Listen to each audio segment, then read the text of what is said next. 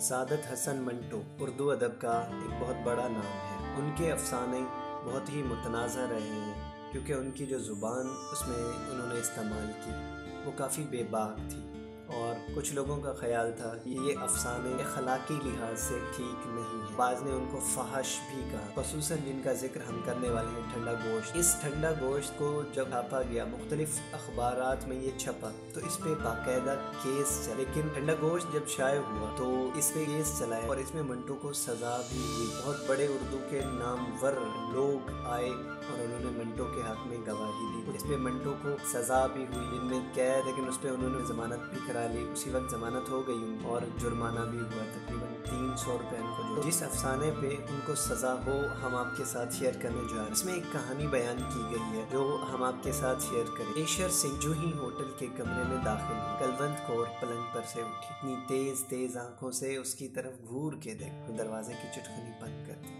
रात के 12 बज चुके थे।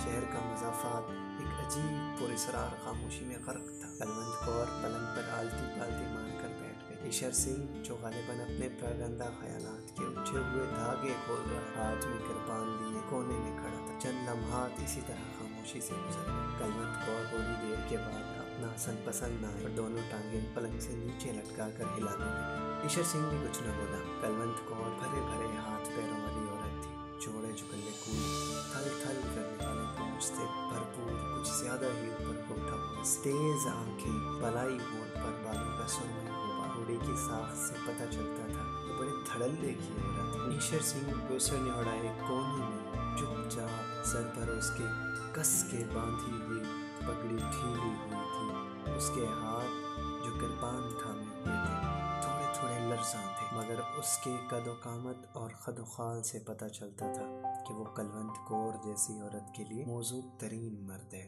चंद और लम्हा जब इसी तरह खामोशी से गुजर गए तो कलवंत कौर छलक पड़ी, लेकिन तेज तेज आंखों को नचाकर वो सिर्फ इस कदर कह सकती, ईशर सैयां।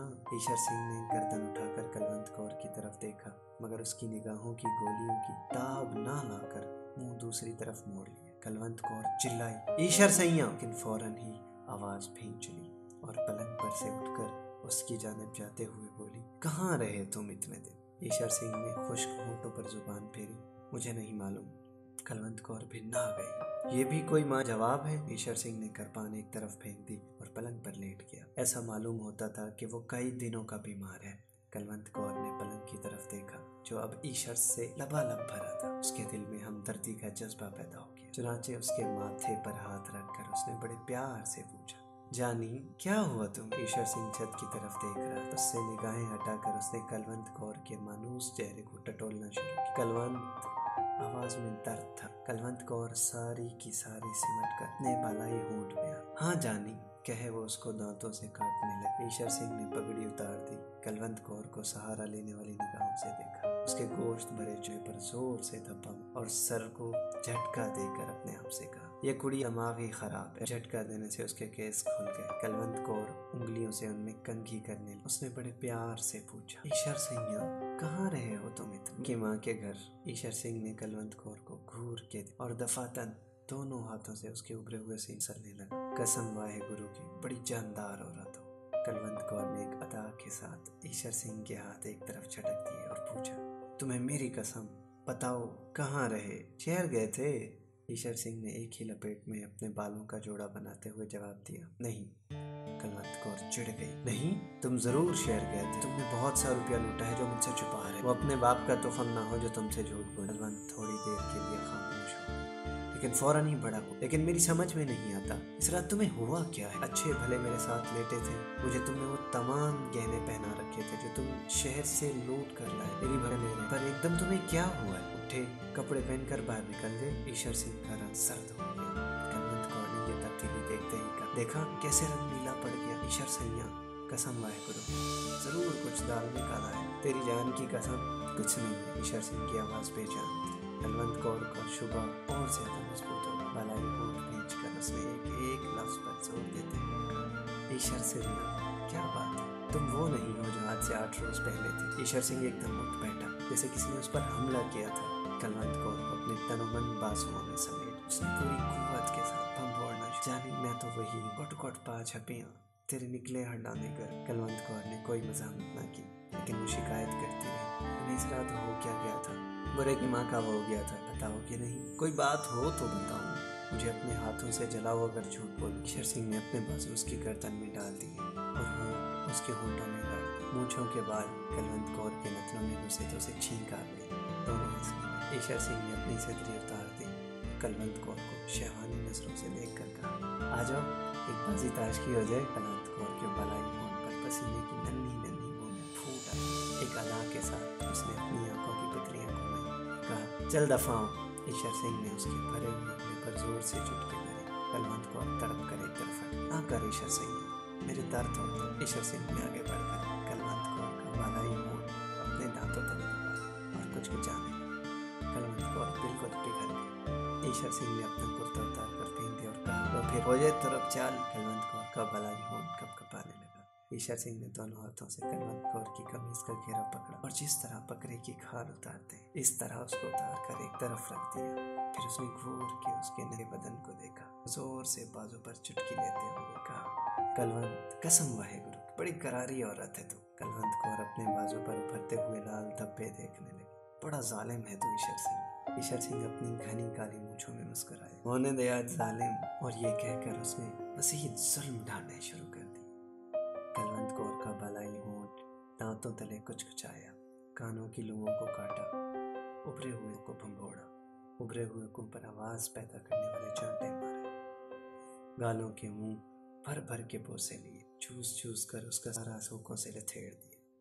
कलवंत कौर तेज आंच पर चढ़ी हुई हांडी की तरह उबलने लगी, लेकिन ईशर सिंह तमाम हीलों के बावजूद खुद में हरारत पैदा न कर सका। जितने गुर और जितने दाव उसे याद थे, सब के सब उसने पिट जाने वाले पहलवान की तरह इस्तेमाल कर दिए, पर कोई कारगर न हुआ। कलवंत कौर जिसके बदन के सारे तार तन कर खुद ब खुद बज रहे, गैर जरूरी छेड़छाड़ से तंग कर कहा, ईशर सिंह काफी भेंट चुका है, अब पत्ता भेंट। ये सुनते ही ईशर सिंह के हाथ से जैसे ताश की सारी गड्डी नीचे फिसल गई। हाँफता हुआ वो कलवंत कौर के पैरों में लेट गया और उसके माथे पर सर्द पसीने के लेप होने लगे। कलवंत कौर ने उसे करवाने की बहुत कोशिश की, मगर नाकाम। तक वो सब कुछ मुंह से कहे बगैर ही होता रहा था, लेकिन जब कलवंत कौर के मुंतज़िबा अमलाज़ा को सख्त नाउम्मीदी तो वो चिल्ला कर पलंग से नीचे सामने खोटी पर चादरें पड़ी थी, उसको उतार कर उसने जल्दी जल्दी ओढ़कर नथने लगाकर ऊपरे हुए नीचे में कहा, ईशर सैया कौन है हराम? कौन हराम इसके पास तो इतने दिन रह कर आया जिसने तुझको निचोड़ डाला। ईशर सिंह पलंग पर बेटा हाँफता रहा। उसने कोई जब कलवंत कौर गुस्से से उबलने लगी। मैं पूछती हूँ, कौन है वो चोर? कौन है वो चोर पत्ता? ईशर सिंह थके हुए लहजे में जब, कोई भी नहीं कलवंत, कोई भी नहीं। कलवंत कौर ने अपने भरे हुए कुल्हा एक अज़्म के साथ कहा, ईशर सैया मैं आज झूठ सच जान के रहूं, वाहेगुरु की कसम, क्या इसकी तह में कोई औरत नहीं? ईशर सिंह ने कुछ कहना चाहा, मगर कलवंत कौर ने उसकी इजाजत ना। कसम खाने से पहले सोच ले कि मैं फिर सरदार निहाल सिंह की बेटी हूँ, तिक्का बोटी कर दूंगी अगर तूने झूठ बोला। ले अब खा वाहेगुरु की कसम, क्या इसकी तह में कोई औरत नहीं? ईशर सिंह ने बड़े दुख के साथ इस बात में सर है। कलवंत कौर बिल्कुल दीवानी हो गई। पककर कोने में से कृपान उठा, मियान को केले के छिलके की तरह उतार कर एक तरफ फेंका और ईशर सिंह को वार कर दिया। आन की आन में लहू के फुआरे फूट पड़े। कलवंत कौर की इससे भी तसल्ली न हुई तो उसने वहशी बिल्लियों की तरह ईशर सिंह के केस नोचने शुरू कर दिए। साथ ही साथ वो अपनी नामालूम सूद को मोटी मोटी गालियां देती। ईशर सिंह ने थोड़ी देर के बाद नकाहत भरी इल्तिजा की, जाने दे अब कलवंत, जाने दे। आवाज में बला का दर्द था। कलवंत कौर पीछे हट गई। खून ईशर सिंह के गले से उड़ उड़ कर उसकी मूंछों पर गिर रहा था। उसने अपने लरज़ा होंठ खोले और कलवंत कौर की तरफ क्रिय और गिले की मिली जुली निगाहों से देखा। मेरी जान, तुमने बहुत जल्दी की, लेकिन जो हुआ ठीक है। कलवंत कौर का हसद फिर भड़का, मगर वो कौन है तुम्हारे? हुई ईशर सिंह की जुबान तक पहुंच गया। जब उसने उसका जायका चखा तो उसके बदन में झुरझुरी सी दौड़ गई। और मैं भी नहीं अच्छे आदमियों को कत्ल कर चुका हूँ इस कृपान से। कलवंत कौर के दिमाग में सिर्फ दूसरी औरत। मैं पूछती हूँ कौन है? ईशर सिंह की आंखें धुंधला रही थी। एक हल्की सी चमक उनमें पैदा हुई और उसने कलवंत कौर से कहा, गाली ना दे उसमें। कलवंत चिल्लाई, मैं पूछती हूँ कौन है वो? ईशर सिंह के गले में आवाज रिंध गई, बताता हूँ। ये कहकर उसने अपनी गर्दन पर हाथ फेरा और इस पर अपना जीता जीता खून देखकर मुस्कुराया। इंसान में भी एक अजीब चीज है। कलवंत कौर उसके जवाब की मुंतज़िर थी। ईशर सिंह, तू मतलब की बात कर। ईशर सिंह की मुस्कुराहट उसकी लहू भरी मूंछों में और और ज्यादा फैल। मतलब ही की बात कर रहा हूँ, गला चिरा है मेरा। धीरे धीरे ही सारी बात बताऊंगा। जब वो बताने लगा तो उसके माथे पर ठंडे पसीने के लेप होने। कलवान मेरी जान, मैं तुम्हें नहीं बता सकता मेरे साथ क्या हुआ। इंसान कुड़ी एक अजीब। शहर में लूट मची तो सबकी तरह मैंने भी उसमें हिस्सा लिया। गहने पाते और रुपए पैसे जो भी हाथ लगे वो मैंने तुम्हें दे दी। लेकिन एक बात तुम्हें ना बताई। ईशर सिंह ने घाव में दर्द महसूस किया और कराहने। कलवंत कौर ने उसकी तरफ तवज्जो न दी और बड़ी बेरहमी से पूछा, कौन सी बात? ईशर सिंह ने मूंछों पर जमते हुए लहू को फूंक के जरिए से उड़ाते हुए कहा, जिस मकान पर मैंने धावा बोला था उसमें 7 आदमी थे। 6 मैंने कत्ल कर दिए इस कृपान से जिससे तूने मुझे छोड़। से सुन, एक लड़की थी बहुत सुन, उसको उठाकर मैं अपने साथ ले आया। कलवंत कौर खामोश सुन। ईशर सिंह ने एक बार फिर फूंक मार के मूंछों पर से लहू उड़ाया। कलवंत जानी, मैं तुमसे क्या कहूँ, कितनी सुंदर थी। मैं उसे भी मार डालता, पर मैंने कहा नहीं ईशर सिंह, कलवंत कौर के तू हर रोज मजे था, ये मेवा भी चखते। कलवंत कौर ने सिर्फ इस कदर कहा और मैं उसे कंधे पर डालकर चल। रास्ते में क्या कह रहा था मैं? हाँ, रास्ते में नहर की पटड़ी के पास खौड़ की झाड़ियों तले मैंने उसे लिटा दी। पहले सोचा कि फेंटूं, लेकिन फिर ख्याल आया कि नहीं। ये कहते कहते ईशर सिंह की जुबान सूख गई। कलवंत कौर ने थूक निकल कर अपना हल्क तर किया और पूछा, फिर क्या हुआ? ईशर सिंह के हल्क से बमुश्किल ये अल्फाज निकले, मैंने पत्ता फेंका लेकिन उसकी आवाज डूब गई। कलवंत कौर ने उसे झंझोड़ा, फिर क्या हुआ? ईशर सिंह ने अपनी बंद होती हुई आंखें खोली और कलवंत कौर के जिस्म की तरफ देखा, जिसकी बोटी बोटी थिरक रही। वो मरी हुई लाश थी, बिल्कुल ठंडा गोश्त। जाने मुझे अपना हाथ। कलवंत कौर ने अपना हाथ ईशर सिंह के हाथ पर रखा, जो बर्फ से भी ज्यादा ठंडा।